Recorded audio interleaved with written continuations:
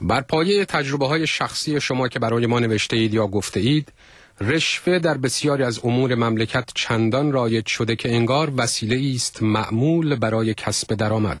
چرا؟ وقتی کلانتر مملکت در شهر تهران حقوقش 300,000 تومان و ماکسیموم وامی که در زندگیش بهش میدن 10 میلیون تومنه و خط فقر رسیده به 780,000 تومان حداقل، این آدم چگونه میتونه با 300,000 تومان زندگی بکنه؟ پس اون وقت لاجرم میره شرایطی رو ابداع میکنه.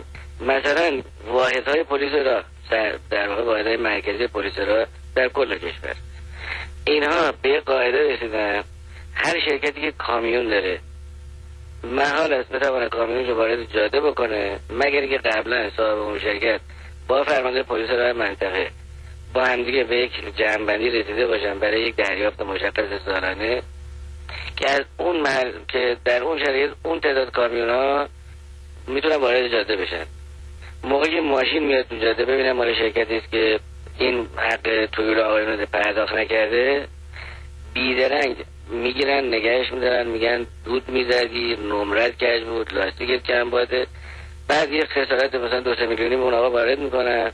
بعد اون شرکت هم متوجه میشه که بهتر است که من روزی 10,000 تومان مثلا بدم، اگه 5 تا ماشین دارم روزی 50,000 تومان یا 500,000 تومان عددشو من نمیدونم و ماشینام رو بیمه بکنم برای اینکه راحت برن و بیان.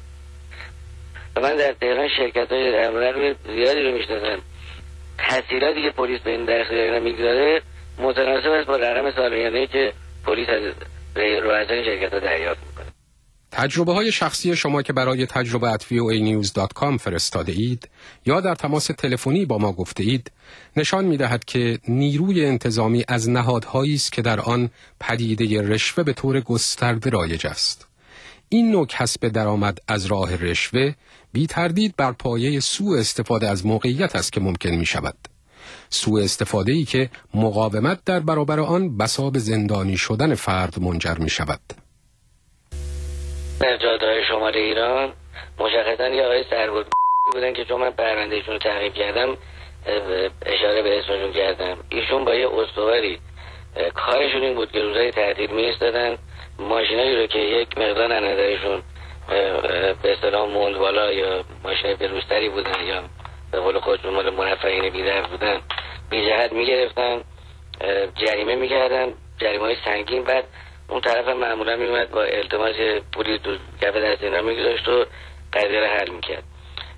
این آقا یک روز با من برخورد کرد و من رشوه ندادم. کار رسید به بازداشت من و همسرم در جاده چالوس و ما رو بردن شب خوابوندن توی یکی از این پاسگاه بین راه و صبح فرستادن ساری یک پرونده برای من خانمم درست کردن که شما به ولی فقیه توهین کردید. برای اینکه من حاضر نشدم 10,000 تومان به این جناب سربرد پول بدم. بر پایه تجربه شخصی شما پلیس رشوه می‌خواهد نمی‌دهید، مجازات می‌شوید و این سرنوشت به گفته شما به دلیل سوء استفاده از موقعیتی است که پلیس دارد. این سوء استفاده از موقعیت اما مرز نمی‌شناسد. یک شنبه 30 تیر ماه شب یه نفر زنگ میزنه به نیروی انتظامی که آقا یه ماشینی اونجا هست، یه ماشین سمندی هست که معتاد هستن دارن مواد مخدر میکشن. نیروی انتظامی به این دلیل میاد مشکوک میشه به ماشین اینا و چادری که کنارش بوده از اینا میپرسه که شما کی هستید. بعد این آقا اشتباهی که میکنه این بوده که میگه این خانم خواهر منه. بعد نیروی انتظامی بالاخره حساس‌تر میشه، بیشتر تحقیق میکنن و این آقا یه اشتباه دیگه ای میکنه، میگه که من اصلا خودم مسئول حراست دانشگاه هستم. در صورتی که اگر نمیگفت مسئول حراست هستم نیروی انتظامی معمولا تو ایران اینجوریه، یه پولی میگرفتن میرفتن. وقتی اینو میفهمن که ایشون مسئول حراست هست دیگه جرئت هم نمیکنن ازش پول بگیرن، دیگه مجبور میشن بازداشتش. و از کجا میتوان گفت که این هم یک نمونه‌ای بوده است؟ یعنی اون دختر دانشجو احتیاجی داشته از پیش بردن کارش از طریق مثلا مسئول حراست دانشگاه و حاضر شده است که به او به اصطلاح رشوه جنسی بپردازه.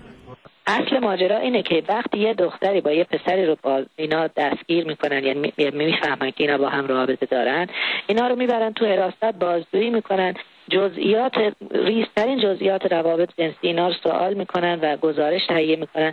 خب وقتی دختر بیچاره که بردن همه جزئیات مسائل روابط جنسی با یه پسر از اون سوال کردن و این یادداشت کرده، پاشو امضا کرده، مسئول حراست هم بهش میگه که ما به پدر و مادرت اطلاع میدیم و اون از ترس آبروش، از ترس اینکه خب بعضی خانواده‌ها خیلی متعصبن، ممکنه حداقل دخترم میترسه که بکشنش یا میترسه که آبروش بره جلو پدر و مادرش یا چیزای دیگه بالاخره میترسن.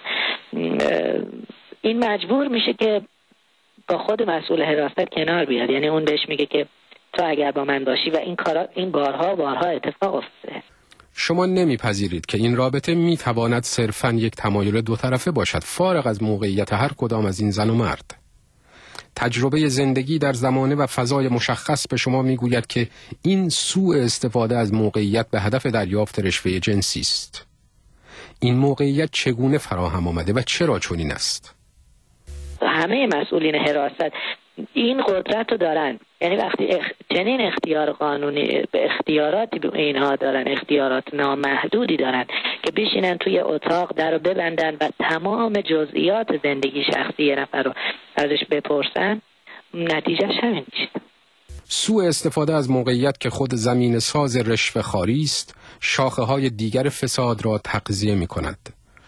کلاهبرداری های کلانی صورت می گیرد که بنابر تجربه های شما با تکیه بر موقعیت افرادی انجام می شود که خاصه در نیروی انتظامی یا سپاه صاحب منصبند یا مقام فرماندهی در این نهادها داشتند و شما ناگزیر می شوید که دیگر قضیه را پیگیری نکنید، چون بنا به تجربه شما کلاهبرداران حتی به دفتر رهبری به نام سهم امام رشوه می دهند.